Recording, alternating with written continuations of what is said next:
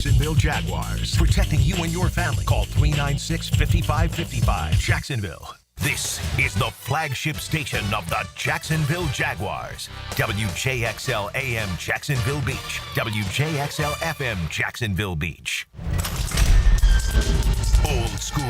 Going to be stolen, I think, by the doctor. Yes, he's got it. Ray rocked the baby to sleep and slam dunk. Stolen by Bird and the cut to DJ. Yeah! Buckle up for Kobe Bryant. New era. Oh! A jawbreaker! Curry, way downtown. Bang! It's all basketball. A spectacular move by Michael Jordan. Lace them up. It's time for 1010XL's Open Gym. Leading the break, here's RJ Saunders. And it is the basketball show for the basketball fan on a Sunday edition here on the Super Station, a show we like to call Open Gym right here on 1010XL. RJ Saunders here with you, Casey Dobson alongside me in studio. But most importantly, you guys are here. And however you are listening, from wherever you are listening in the great city of Jacksonville, we do thank and appreciate you for joining us for a couple of moments to talk a little round ball on the First Coast. Your way on to the show, as always, the text line designed by Lifetime Enclosure, 641-1010. You can also leave a voicemail, 904-207-7071, and we'll play those voicemails next week should we get any. Or you can hit us up on the MyBookie Digital Studios wherever you are watching / listening to us, whether that be Facebook, Twitter, or YouTube. Question of the day today. Rest in peace to the great Gene Hackman, part of one of the greatest sports movies of all time, Hoosiers. So let's ask you, favorite basketball sports movie all time? It could be Space Jam, Hoop Dreams. I believe that was more of a doc, but I love that one. Am I allowed to say Hustle? Hustle was a great one. Yeah. That was really good. Adam Sandler, good Hustle job. was absolutely a great one. Let us know on the text line, 641-1010, your favorite basketball movie of all time. So we talked about this last week, about the NBA and the face of the association, or who is next in line to be the face of the association. And the league hasn't been in this position, at least in my opinion, since 1994, when Jordan went through his first hiatus, that they didn't know who the face of their organization was going to be. Now, Anthony Edwards is saying that although I may be the favorite to be the next face of the league, I don't want to be. That's what you have Victor Wembanyama for. And I believe that rocked the NBA and Adam Silver a tiny bit. However, LeBron James would give his comments on the matter following a Lakers win last week of what he feels, or that he doesn't blame Anthony Edwards for not wanting to be the face of the league. And it's really sparked a lot of conversation throughout the basketball landscape. Here's LeBron James. Why do you want to be the face of a league when all the people that that cover our game and talk about our game on a day-to-day basis on everybody? I mean, that responsibility, it's just weird.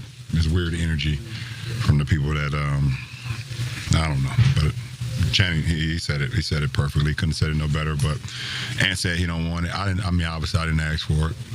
But I knew there was a responsibility for me, not only to my family, my friends, my community, and whoever that was going to follow my journey throughout my career. Not only in Ohio when I started there, but all over America and all over the world when I traveled all over the world. So I've always taken that seriously and understood from the beginning what being a professional was all about and being a role model was all about. So try to hold that with the utmost respect and honor. And I feel, and I understand. I completely understand. This is weird energy when it comes to that. So. I would play the Channing Frye clip. That's who he was talking about. Channing Frye was talking about a lot of individuals aren't enjoying what LeBron James has done or what the stars of tomorrow are doing due to the fact that their names aren't Michael Jordan or Kobe Bryant, Magic Johnson, Larry Bird. But I wanted to save that for next week because I have a bigger question that I want to ask you guys next week on the program. So let me try to just break down what LeBron James is saying in a few different areas. Now, one thing that I did find a bit laughable was that he said, I didn't ask to be the face of the league. I think, in my opinion, he knew and he understood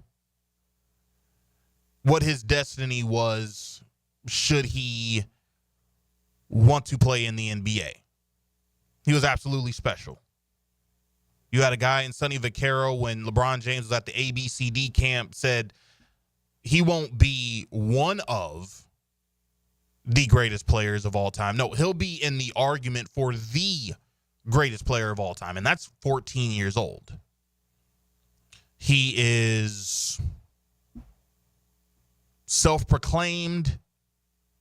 Sports Illustrated gives him a cover, the chosen one. Not too many guys who aren't asking to be the face of the league or don't know what's coming down the road are being labeled the chosen one. And he could have stopped all that dead in his tracks and said, listen, I don't want to be the chosen one. We heard guys like Kobe and Iverson say, listen, we want to be the first us. We're not looking to be the next Mike. He said himself that coming back from a 3-1 deficit against the Golden State Warriors made him the GOAT. Now, if he was just another solid player in NBA history that wasn't on the level of a Jordan, Kobe, Magic, Bird, Kareem, Shaq, whomever you want to name, we probably all have a good laugh and say, okay. But I feel like he's able to say that because, A, he believes it. But I also think he says, well, hey, look at my stats. At the end of my career, how can you not say I'm the GOAT? And I've also been the face of the league. And every GOAT in which we've had that have been in the GOAT conversation at one point in time was the face of the NBA. With the exception for, admittedly, a guy like a Grant Hill who said, I thought it was premature to make me the face of the NBA when Jordan retired because it felt like the NBA was grasping at straws at that point. Because there was probably a notion that MJ may not come back. So they needed to find the next guy. Now let me flip it to the other side of the coin. When it comes to our game gets crapped on the most by the media, well, the world is funny now. It's a 24-hour news cycle. And us fans, I can't leave us out of the equation because we've gotten deep into the weeds of it as well. We're like the Oprah show. Everybody's made to feel special. When sometimes we should just shut up and close our mouths. And we have those individuals, whether that be on Sports Talk Radio or on ESPN, Fox, CBS, who feed us their opinion. And if we agree with it, we all stand there and say, yeah. Now, with my show that I have here, I'm never going to try to sway you as to how you should view the game. If you love the game, great. If you don't, great. And I'm always here to have these conversations for or against. This is just a game I love, and I love talking about it with you guys here in Jacksonville.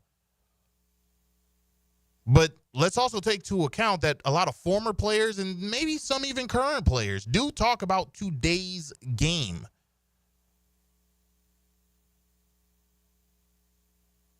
And they'll acknowledge that sometimes the game is great, sometimes it's not. However, the idea that someone shouldn't be the face of the NBA due to the fact that this is a 24-hour news cycle and everyone's able to give their opinion, and you have guys like Barkley and Stephen A. and Skip Bayless that will crap on LeBron, or they'll crap on the league and how it is now. I understand that those guys get paid a lot of money to opine and to shed light on what they think about today's game. Jason McIntyre talked about it. You go on any other network, MLB Network, NFL Network, they're always promoting the game, the stars of tomorrow. It seems like the inside the NBA crew doesn't do that. Many would argue Stephen A. doesn't do that, and I don't disagree with you. But it shouldn't be the reason why you don't want to be the face. But also on the other side, Charles Barkley talked about this a couple weeks ago. You can't hand somebody the mantle of face of the league. This has to be taken. Jordan took it. Whether you want to say that was a game that no one ever saw, but the guys in the 92 Olympics are able to talk about it and say it was a game where Jordan said, listen, there's a new sheriff in town. And as much as Magic and Bird want to talk about the 80s, this is the 90s. This is my league now. Kobe took it. He wanted that. LeBron, in a way, took it. Do guys of today want to? And, hey, let's compare eras. If we want to say, listen, a lot of guys get too critical of the game. Were they not critical of Magic and Bird in the 80s? They saved the NBA, sure. It was on tape delay. Jordan talks about it in the Last Dance documentary. There were guys that were coming into camp out of shape. Many were doing drugs. Some were smoking between halves. But didn't Magic Johnson get called Tragic Johnson in an NBA Finals series against the Celtics because he didn't have a great series against Boston? And what did he do? He came back the next year, gave it to everybody, and won the chip. And the rest of the league had to eat crow. Michael Jordan, oh my God, the guy is selfish. He doesn't understand team basketball. Undeniably, one of the greatest offensive talents and probably talents overall we've seen in our game, and it's only a short sample size. But if you ask Peter Vesey, if you ask other people in the media, he's an ass. CNN just did a documentary on Kobe Bryant, a 3-parter. Scoop Jackson talks about there were a lot of guys on that Lakers team that would have admitted to Kobe, listen, you're the best player on our team at 17 years old. But because he was such a jerk, we don't want to give this guy the satisfaction. And he doesn't act like a rookie. This guy thinks he's Jordan already. And he's acquiescing to no one? Dude, he can't feel that special. He can't believe he's that special. He thinks he's going to be the Will Smith of the NBA at that time? Get this kid out of my face. 2010, it's LeBron's world. He's the guy. He also said he's chasing the ghost of MJ. This wasn't just for family and friends. This is for his legacy. He wanted to be viewed in the same stratosphere with the guys of the past. Now, in today's era, the question is, who's taking the mantle? Aside from Jason Tatum, who I feel wants to be the face of the NBA. Is it Wemby? Take the European side out of it because we've talked about that for quite some time now. Is the NBA ready or not for a European guy to be the face of the whole NBA, the whole league? Just take that out of the equation. I don't think Giannis ever wanted to be the face of the NBA. He wanted the game of life. I was a poor kid in Africa who went to Greece. I've made so much money in the NBA. My family's family is going to be good. I won. If they want to make me the face, it's just icing on the cake. Anthony Edwards, Ja Morant took my family out of tough situations. The guy they wanted in Zion Williamson, he has his off-the-court issues. Could that turn around? He's still young. But the NBA understands they're in their final moments with guys like Steph, LeBron, and KD. How about Nikola Jokic? Aesthetically, we love making fun of the fact that he has a dad bod, but he's killing everybody in the NBA. But I think he wants to play basketball and ride horses. Or at least train horses and take care of horses. I don't think he, aside from the criticism, the fact that if anybody wants to talk to an NBA player, you now have to be the guy. So now you have to hold yourself a certain way. Do guys want to do that now in today's NBA? Aside from the fact that you want to talk about Stephen A. and Skip Bayless and Kendrick Perkins and Charles Barkley, do you want to be that guy who's at the forefront? But again, for me, I also put this on the NBA. Remember we had shows like Inside Stuff with Ahmad Rashad? Remember we had a show called NBA Action? I still believe NBA TV does that, but it's not as prevalent as it used to be. There used to be a show called The Association, which was basically Hard Knocks for the NBA. Well, we got to see like the inside stories of certain players and certain guys. They now leave that up to teams. The NBA doesn't do that as a whole anymore, in my opinion. But I will give this to LeBron. I don't think that there is a balance of criticism and praise. Not saying that everything's all critical, but not everything's all praise. Listen, we were praising Anthony Edwards not too long ago, saying that this is the son of Michael Jordan. He's 84 Mike. LeBron James, Charles Barkley has said it. I think he's the greatest story in all of sports. And for a guy where nothing has got out, if he has dead bodies, we don't know. He has been Mr. Goody Two-Shoes. He did something Jordan couldn't. Jordan had a gambling problem. Kobe had his situation in 2004. Iverson, he wants to be a rapper. And even though the kids love him, are we really ready to take that step?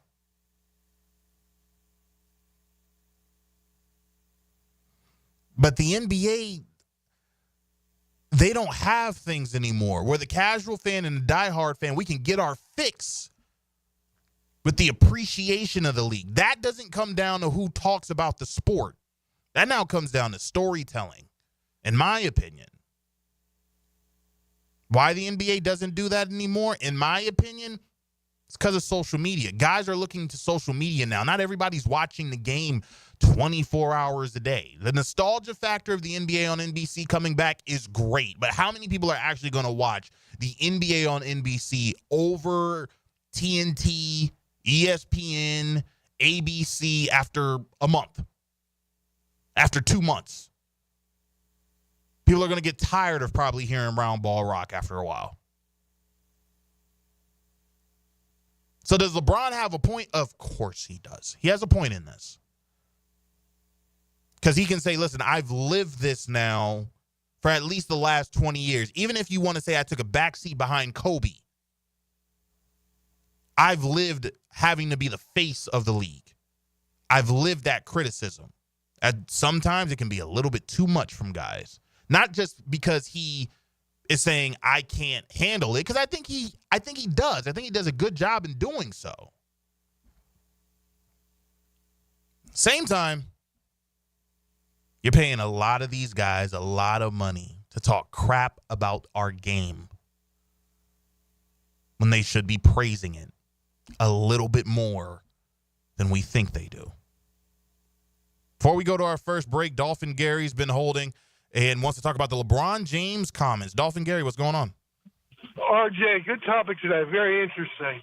I don't believe LeBron for a second, but as you hinted at, he did have the chosen one tattooed on his body. Mm-hmm. He put himself out there to be the face of the league because he did bring that attention to himself, even though, as you say, SI and everybody else was, saying he was this and that. So he welcomed that attention from the beginning. And not to say that he isn't a great, he's a top 5 player of all time. But to me, he'll never be Jordan, simply because of the fact that Jordan was able to win 3 in a row, take a year off, come back and win 3 more in a row. Unheard of.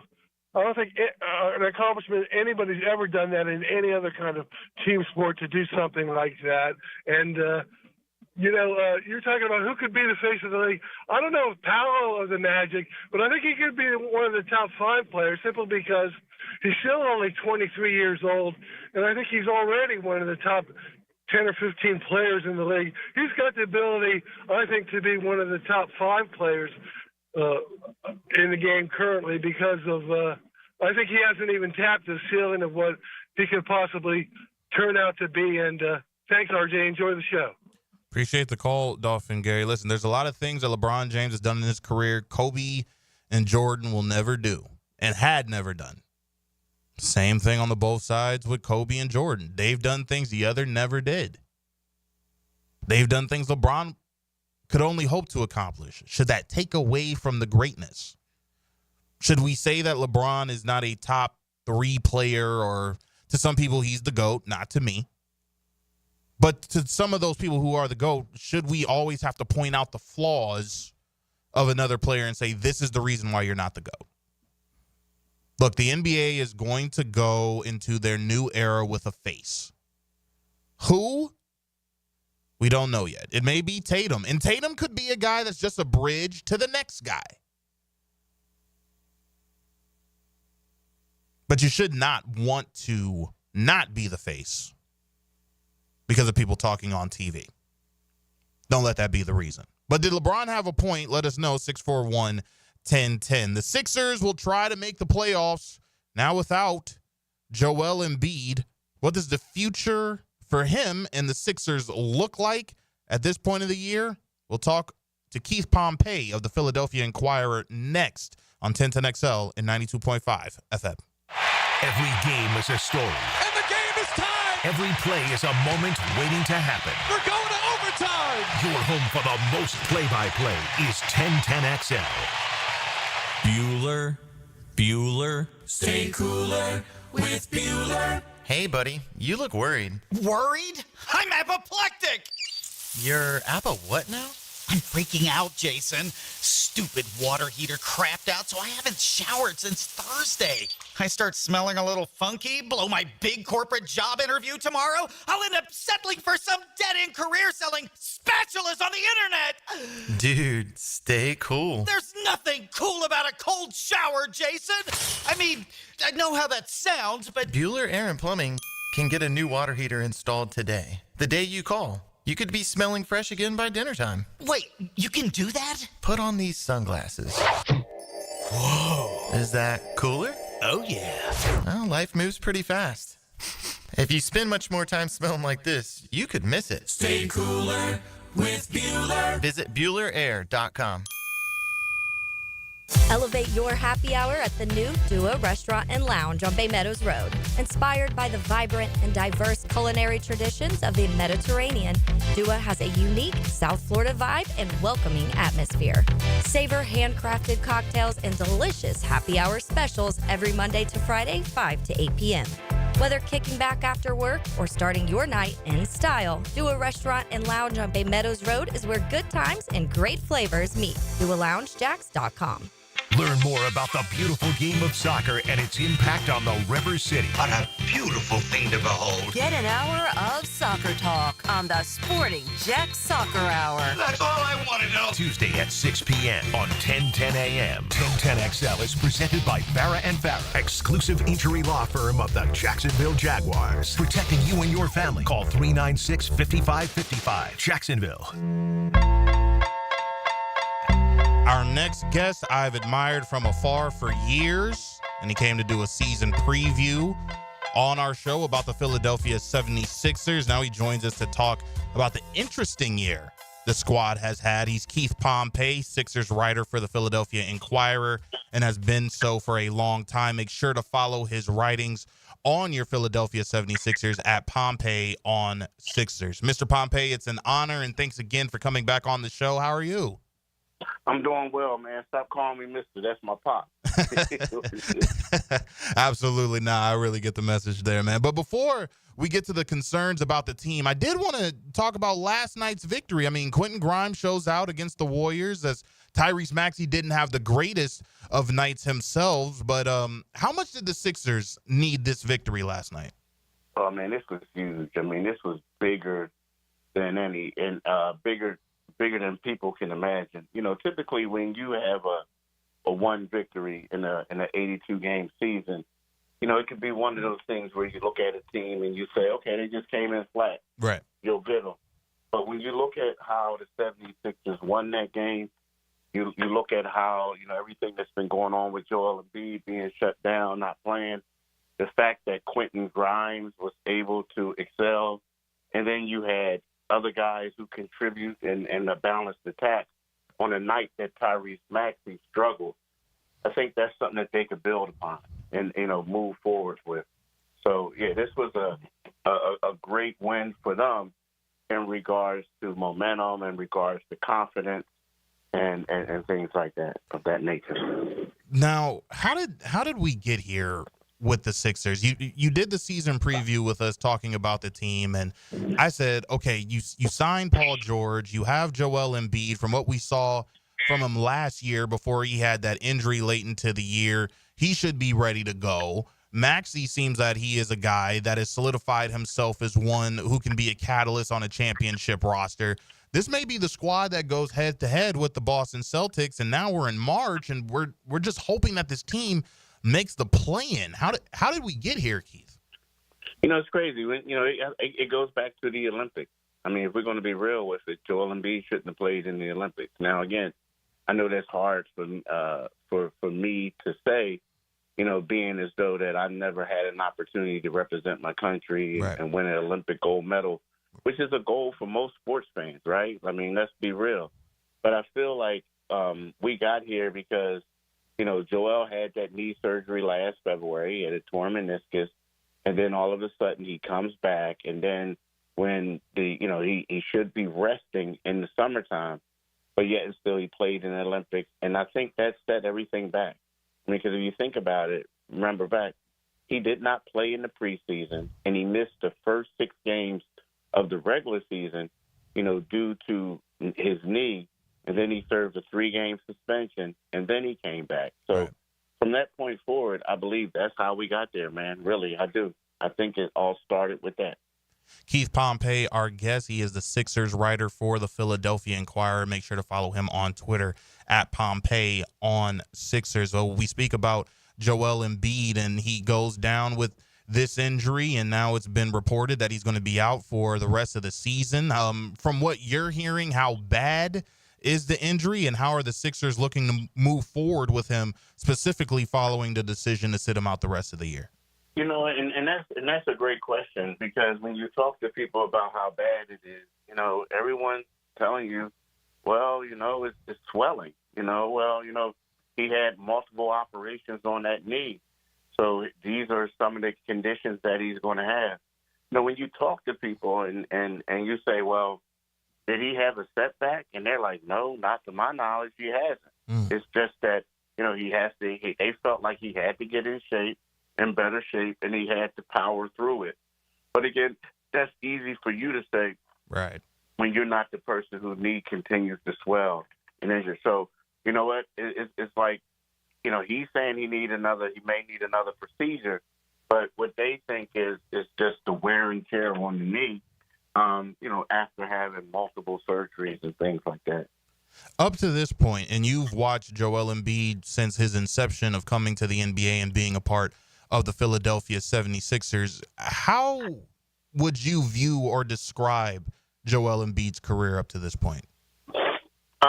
I would say it's the tease, right? And the reason why I'm saying that is because, when you look at it, he's shown you certain glimpses of him being able to dominate, right? But at the same time, he has yet to have a season where he hasn't gone a full season without suffering an injury. Right. And he's had like 5 seasons where they were canceled because of injuries. Either he didn't play or not, right? And then when we look at Joel Embiid, as great as he is as a regular season player, he comes up short in the postseason, right? Right. So especially in Game 7. So, you look at it and you say, here's a guy, you can call him a tease, or you can call him a guy who's failed to live up to his limitless potential. You know what I mean? He's never been able to be the guy that you felt that he could do due to injuries and or shortcomings in the postseason. Final couple of moments with Keith Pompey, the writer for your Philadelphia 76ers with the Philadelphia Inquirer. Make sure to follow him on Twitter at Pompey on Sixers. So if Philly wants to make the play-in, I think you're going to have to do it without your all-star big man, but you also don't know whether or not Paul George, whether he's going to be in and out of the lineup sometimes. I understand that he did say on his podcast that he's taking a break from that because he does want to make a push to get into the playoffs. But who in your mind, outside of Tyrese Maxey and maybe even that of outside of Paul George, do you think is going to have to step up and carry the load to will this team into the play-in round and ultimately the NBA playoffs? I think there's 3 guys, but the one guy who I would have to say, right now you have to go with Quentin Grimes, right? Right. And you probably wouldn't have said that 2 days ago. No. But Quentin Grimes, since he's been traded here, he's had one game where he had 30 points. Last night he had 44 points for a career high. Yeah. So I would have to go with him. The second player will have to be a guy who's going to have to continue to provide consistency and on both sides of the ball, and that's Kelly Oubre. In the last 10 games, Kelly has been averaging 16.8 points. Right. He had 20 points last night. Right. So while Joel and Paul and sometimes Maxey haven't been extremely consistent, Kelly has. And then the third guy would have to be Gershon Yabusele. Love him. And, to me, what he does is he plays a vital role because, he's only 6'6", but he started games at power forward and games at center. And what he's going to have to do now moving forward, he's going to have to be that 6th man coming off the bench, just getting buckets, doing whatever he can. So I think that you just can't pinpoint one player. I think that all 3 of these guys have to really step up and play at a lights out level for the 76ers to be successful. Now, before we let you go, I want to kind of end on a happy note with you. You've been a part of the Philadelphia Inquirer covering the Sixers for a very long time. And when I think of the Philadelphia 76ers, of course, I'm going to say Allen Iverson as the first name. Do you have a favorite memory in covering the answer during your time with the Philadelphia Inquirer that you could share with us here in Jacksonville? Well, it's funny because when AI was on the team, I was actually, covering colleges and in high schools. And then all of a sudden, like when it was my time to come up, that's when, he get help out. He gets traded and he comes back and then he leaves. But the one thing that I will say about AI, you're going to laugh at this. So AI is beloved to a different level here, right? Yeah. And I remember when they did the sculpture unveiling in Philly, and I pull up to the practice facility. Now, the practice facility has a gate. It's like, gated around there, sure tough to get in. Man, as soon as I parked my car, people was coming out of bushes everywhere. Hey, bro, can you get me in? Hey, bro, can you get me in? And then, all of a sudden, when you get in there, you realize, yo, where these people come from? Right. And I was saying to people, I'm like, yo, what's going on? They like, man, you missed this era. AI era was different. But to me, that just tells you how much beloved he is. I mean, I'm telling you, they were coming out the woodworks, literally coming out the bushes. Like, hey, bro, can I be your assistant for the day? It was crazy. It was crazy. So to me, that was my best moment because that just shows you, how much people adore him and love him. Absolutely. Allen Iverson, certainly the man of the people, and certainly was for the people during his time in the NBA, and definitely enjoyed his career, especially with the Philadelphia 76ers. And we have enjoyed our time with Keith Pompey of the Philadelphia Inquirer, covers the Philadelphia 76ers. Make sure to follow him on Twitter at Pompey on Sixers, and he was so gracious to give us a couple moments of his time. Keith, thanks so much again, and hopefully we can do this again when the Sixers make the playoffs. Yeah, we'll see. Let's see what team shows up the next 2 games. Absolutely. There he goes, Keith Pompey of the Philadelphia Inquirer. Allen Iverson, what a great player he was when he was in the league. It's not going to be easy for the Sixers this year, this iteration of the team, if they are hoping to make the playoffs. Currently the 11th seed in the Eastern Conference. You have to be amongst the top 10 in order to make the play-in tournament for an opportunity to be in this year's NBA playoffs. Can the Magic turn things around following their loss to Steph Curry and the Warriors? I think that's going to be pretty hard in and of itself. We'll talk about that with Philip Rossman-Reich on Open Gym right here on 1010XL and 92.5 FM. Dr. Kevin Murphy with Southeast Orthopedic Specialist, congratulating our Scholar Athlete of the Week. Danielle Paul, senior basketball player and track and field athlete at Mandarin High. Danielle is a member of the Student Athlete Leadership Team and the National Honor Society. Congratulations, Danielle. Have you tried golfing at the improved Cimarron Golf Club? If you haven't, tell you what, you're missing out on the best deal in Jacksonville. Now, many of you have received a postcard in the mail, and of course, if you bring that with you, $45 plus tax to play. That includes a cart, lunch, and a beer at the brand new Stone Barrel Tap House. Now, go to the website, that is CimarronGolfClub.com, and sign up for the Wild One Loyalty Program. That's the Wild One Loyalty Program, and get all of these specials emailed to you from Cimarron. This is Greg Huntington, a.k.a. The Mangler. I'm on the winning team at Waste Management. WM is the largest sustainability company in North America. If your business needs sustainable environmental services for waste removal and recycling collection, then you can count on the industry leader of WM to deliver results. Your services will be completed in a timely, safe, and eco-friendly manner. Go to WM.com/Duval. That's WM.com/Duval and get signed up today. If anyone can talk trash, it's The Mangler. Hi, this is Dave Barker. Multi-unit hair grafting is now available at IHRS and can give you 3 times more hair in one procedure over a traditional hair transplant. Multi-unit hair grafting gave me more hair in one procedure and within my budget. You can grow your hair back with this exclusive new procedure. Call for a free evaluation. Call IHRS 904-777-IHRS 777-IHRS 777-4477. Living life on the edge of your seat. Are you kidding me? Your front row seat for play-by-play. Break it free, they're not going to catch you. 1010XL.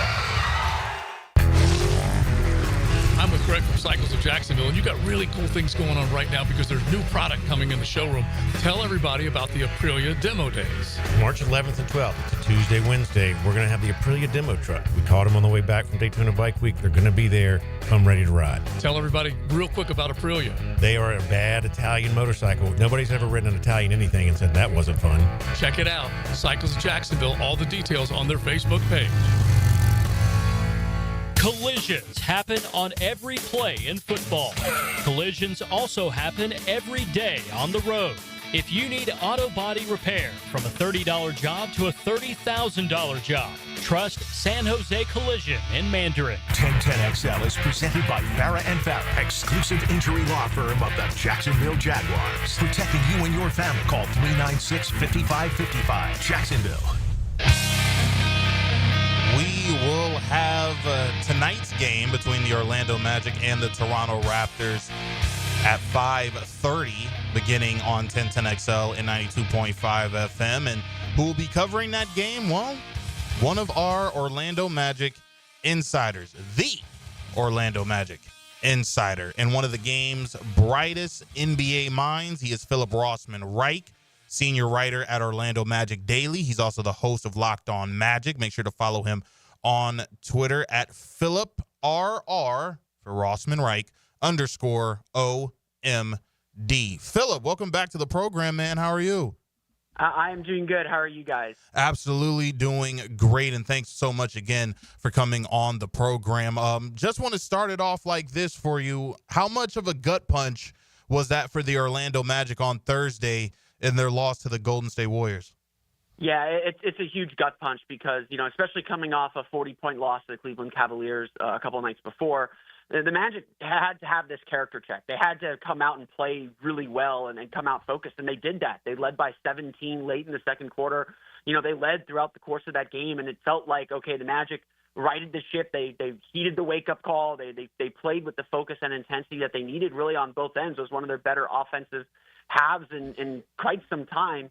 And then Stephen Curry happens, and he just deflates the entire balloon. And I know the Magic still had their chances to win the game at the end. They fought their way back from a 9-point deficit with about 4.5 left to get to within 2. But it feels very deflating because now you had a character check. You seem to have passed it. You still lose the game. What your best wasn't enough, and now you have to kind of rebound and respond against a team that doesn't have the same kind of energy in the building that a Stephen Curry might bring. Paolo Banchero seems frustrated. Franz Wagner seems frustrated. Jamal Mosley seems frustrated. Philip Rossman Reich seems frustrated. I am definitely frustrated with the Orlando Magic in this stretch in which they've had. But where exactly do you think this frustration is stemming from, Philip?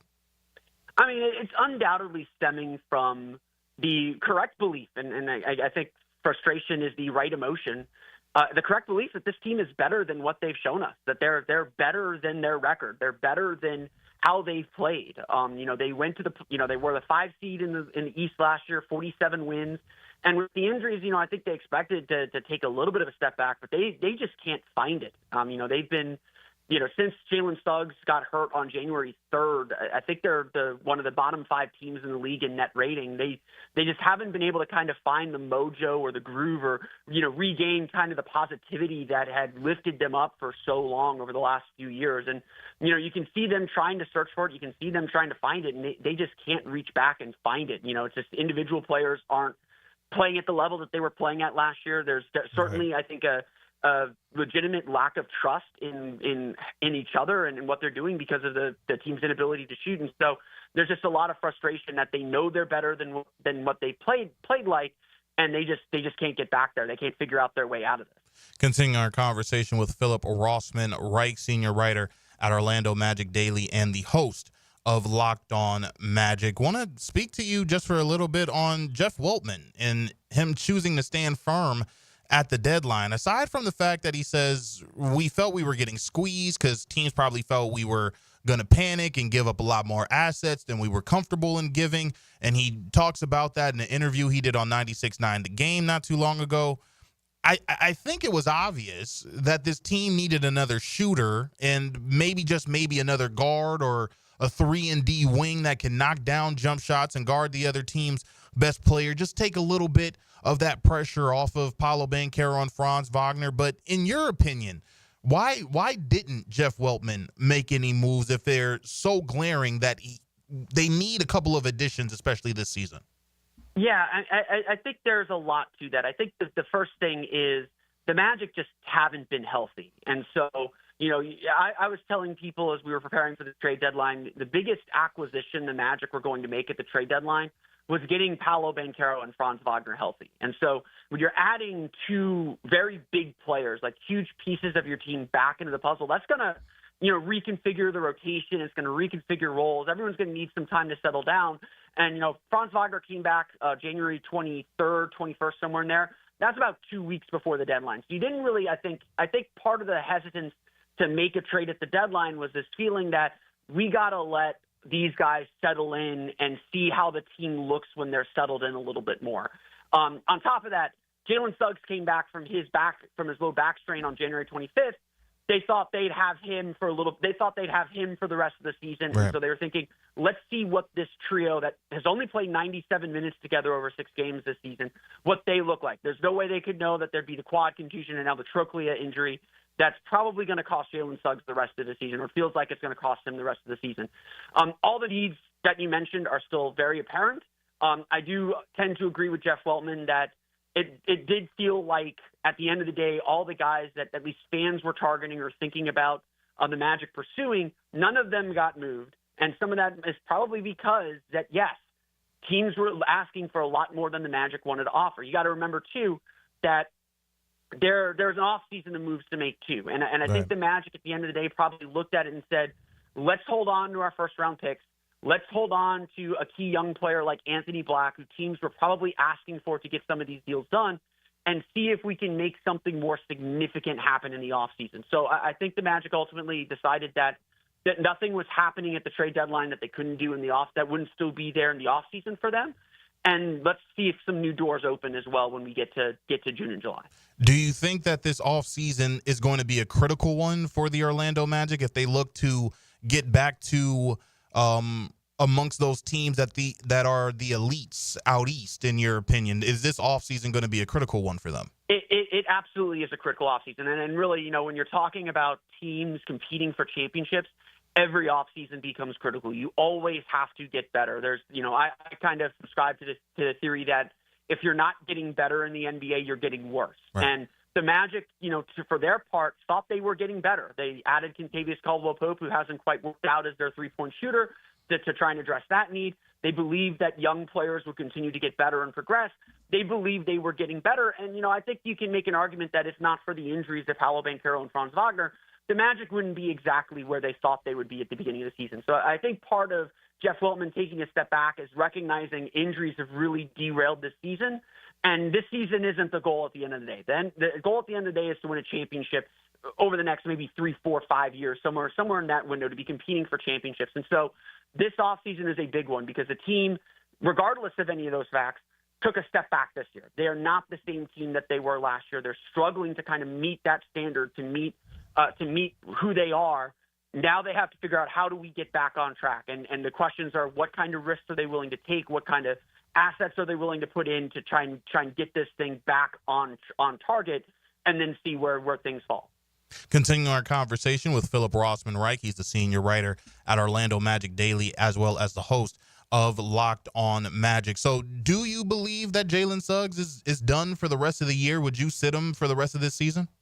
Yeah, I think that it's probably the right call to sit him for the rest of the season at this point. It's not that the injury is super major or anything like that. There's potential that he may need surgery, that he may go in for an arthroscopic surgery to correct the issue. But with 21 games left in the season, this season, again, I know I say this a lot, and fans hate me for saying this, but this season is not the goal. It's not important.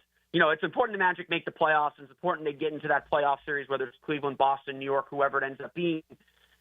It's not important enough to risk Jalen Suggs' long-term health, or to have him come back, be on minute restriction, kind of be limited, and not being able to fully play with the team. We're not going to learn or gain anything from that. The Magic made their long-term investment in Jalen Suggs. They gave him a big extension over the summer. They know how important he is. They know what he brings to this team. It's better off to let him get fully healthy, be ready for next season, in my opinion, than to try and rush him back at the end of the season, get him back kind of integrated with the group, ramping up to play, all of those things that it takes to play in the NBA. I just think there's just not enough time to get him ready to play. Absolutely. Now, I do want to throw this out to because I would love to get your opinion on this. Should the Magic make the playoffs, and I know they're more than likely it's going to have to be done winning your play-in game, but do you think that this would be a team that a few squads would say, you know what, I don't want to face them? We saw what they were able to do last year. We saw what Paolo was able to do before he went down with the injury. We've seen what Franz has been able to do before he went down with his injury. Should the team kind of gather some momentum before the end of the year, headed into the postseason, do you think this could be a team that could possibly give one of those elite teams out east a genuine dogfight? Yeah, I mean, the thing with the Orlando Magic is they're still one of the best defenses in the league. They're still second in the league in defensive rating. Even since Jalen Suggs went out in early January, they're 12th in the league in defensive rating. So they're still a really difficult team to play. And there are no teams that have two 6'10" playmaking forwards like Paolo Banchero and Franz Wagner. We have seen how effective they can be and how much they can score and how much they can carry this team. So, I think that there are a lot of teams that would not be very happy to be playing the Orlando Magic in a first-round series. You don't expect to play in a first-round series a team with a little bit of playoff experience, a team with two all-star level players. I think as much as the Magic have struggled this year and there's been a lot of frustration about how the Magic have played, I still think the feeling around the league is the Magic are the fourth or fifth best team in the Eastern Conference, when they're fully healthy, and they haven't been healthy this year. I think most of the league recognizes this is an injury year for the Magic. This isn't a sign that the rebuild is off or the rebuild is wrong. Granted, the shooting has been terrible, but who knows? Maybe in the playoffs, the shooting bounces back. We get like this massive tsunami of shooting that the Magic have been waiting for because the tide's been going out for so long. Anything can happen, and with the Magic's defense, they give themselves a chance to win. That's ultimately, I think, what the Magic know and the ticket to their success. And we'll see if they're, I'm sure no team really wants to face them in a playoff series. They know it's going to be physical. They know it's going to be tough. They know they're going to wear you down. And, if that thing goes 5-6 games, let's say the Magic are the 7 seed, they play Boston. If that thing goes 5-6 games, Boston's going to be a lot more tired heading into their next series.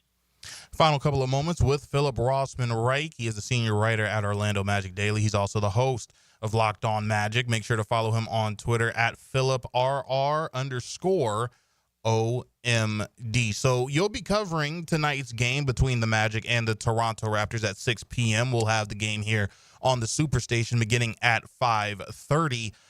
What are your keys to victory for tonight's game against the Raptors? What should we as fans be looking out for as the keys to victory?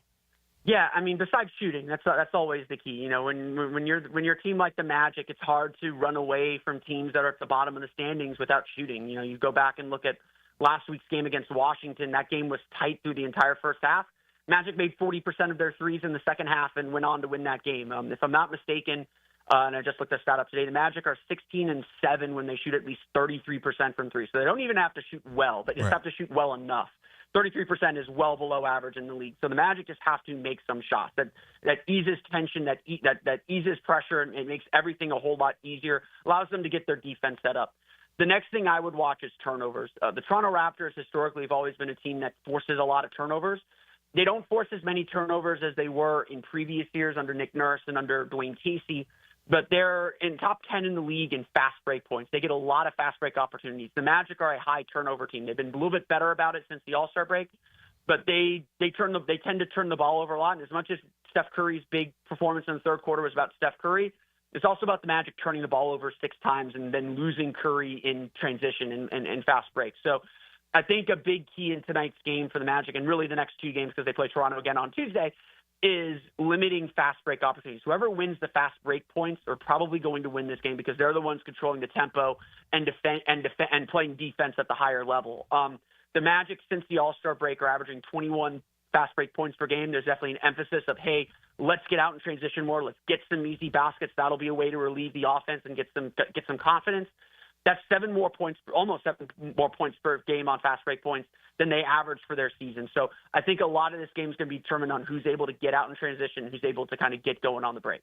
He is one of the greatest NBA basketball minds you're going to come across, and he is our Orlando Magic insider. He is Philip Rossman Reich, senior writer at Orlando Magic Daily and host of Locked On Magic. Before we let you go, Philip, let the listeners know how they can get a hold of you and your great work and what's coming up with Locked On Magic and Orlando Magic Daily. Yeah, best place to find my work is at OrlandoMagicDaily.com. You can also listen to my podcast, Locked On Magic, wherever you download podcasts. We're also on YouTube, and follow me on X at PhilipRR_OMD. Tonight is actually the last game, or at halftime. We'll be 3/4 of the way through the season tonight. So I usually do kind of quarterly reviews. So we'll be looking back at the third quarter of the season and looking ahead to what we can expect from the final 20 games of the NBA season for the Magic. Philip, thank you. And we'll definitely have you on again once we head towards the playoffs. Absolutely. Thank you very much. there he goes, Philip Rossman Reich. I used to not be scared of this Orlando Magic ball club. I always said they're going to be okay. They're going to be all right. It's not all quiet on the Western Front anymore. There's chaos in the Eastern Conference when it comes to the Orlando Magic. But maybe they can turn it around. Hey, you still have about 21 games left to figure this out. They could go on a run. As Philip Rossman Reich said, if they do make it via the play-in and you face the Boston Celtics, you could make this a fight with the team. You could potentially hurt somebody's feelings. Basketball is a game of runs. I mean, heck, if we want to bring it close to home, even with my team, the Los Angeles Lakers, they've just made a run now. So we shall definitely see what happens with the Magic. Make sure to catch the game right here on the Superstation, 1010XL and 92.5 FM. For Casey Dobson, I'm RJ Saunders. This has been Open Gym, and we thank you for giving us a few moments of your time to talk hardball in the River City. We will see you next week.